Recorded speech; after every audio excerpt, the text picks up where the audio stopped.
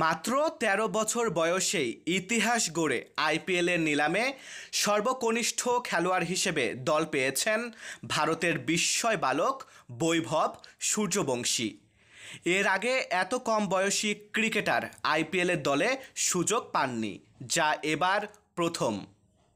সোমবার ২৫ November Saudi আরবের জেদ্দায় ২ দিনব্যাপী চলা আইপিএলের মেগা নিলামের দ্বিতীয় দিনে বড় চমক দেখে ক্রিকেট প্রেমীরা। বিহারের এই ক্রিকেটারকে নিলামে পেতে রীতিমতো লড়াই চলে।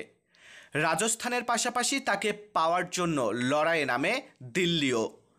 ১ কোটিতে দিল্লি থামলেও আরও ১০ লাখ বাড়িয়ে দলে ভেড়ায় রাজস্থান। নিলামে বৈভবের ভিত্তিমূল্য ধরা হয়েছিল ৩০ লাখ রুপি। সম্প্রতি টাইমস অব ইন্ডিয়ার প্রতিবেদনে দাবি করা হয়, ১ বছরে বিভিন্ন টুর্নামেন্টে মোট ৪৯টি সেঞ্চুরি করেছেন বৈভব সূর্যবংশী। খেলেছে ভারতের অনূর্ধ্ব-১৯ টেস্ট দলে। এছাড়াও বৈভব রঞ্জি ট্রফি, হেমান ট্রফি, কোচবিহার ট্রফিতেও খেলেছে।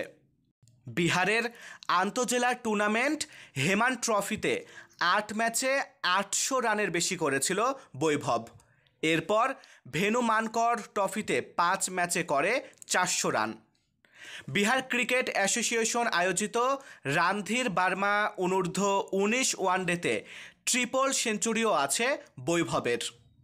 অনেকের মতে আন্তর্জাতিক ক্রিকেটের চেয়ে আইপিএলে সুযোগ পাওয়া এবং পারফর্ম করাটা অনেক কঠিন কাজ। এমন প্রতিযোগিতামূলক আইপিএলের মঞ্চে এবার দেখা যাবে ১৩ বছর বয়সী এক কিশোরকে। মারুফ হাসান বিশাল, বাংলার ১০।